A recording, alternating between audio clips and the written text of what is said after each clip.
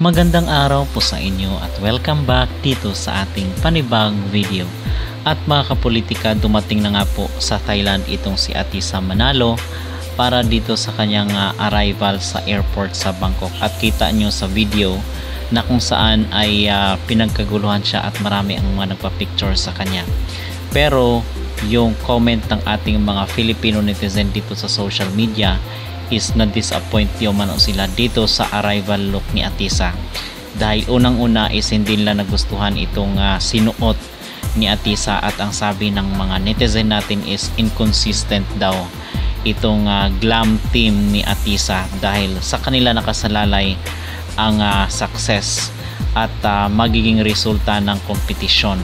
So bakit daw ganoon yung ipinasuot sa kanya, hindi daw ganoon ka stand out at ka stunning itong bihis ni Atisa dito sa kanyang arrival sa Thailand. So kita natin itong medyo pale color na na green.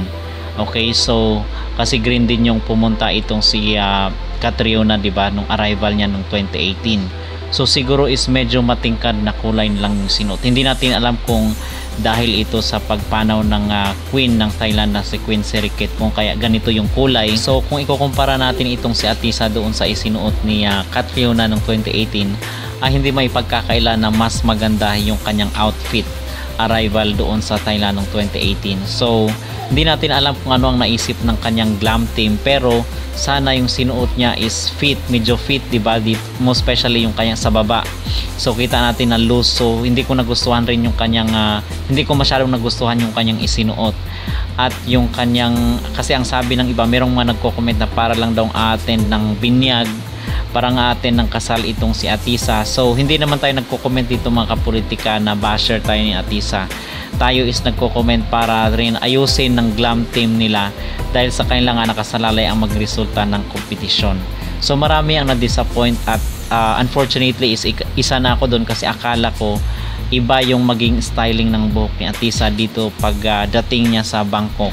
Pero ang sabi ng iba ay wala di umanong transformation. So same look lang si Atisa dito sa kanyang arrival, kasi very excited pa naman ako doon sa revelation ng kanyang isa sa mga stylist kahapon na iba-iba yung magiging looks ni Atisa dito sa mga paiba-ibang event ng Miss Universe. So well, anyway mga kapolitika, meron pa namang chance na bumawi, at yun ang ating abangan sa mga susunod na oras at sa mga susunod na araw. So medyo nakakatawa lang din ang mga comment ng ating mga netizen dito sa social media, dahil ang sabi nila is very ordinary look lang daw itong si Atisa, at parang nag-mature daw siya dito sa kanyang isinuot. So ano ang inyong mag-reaction mga kapolitika dito sa naging outfit ni Atisa sa arrival niya sa Bangkok sa Thailand? Kung kayo ang tatanungin, mag-comment down below at huwag kalimutang mag-like at mag-subscribe na rin kayo para updated kayo sa ating mga latest issue.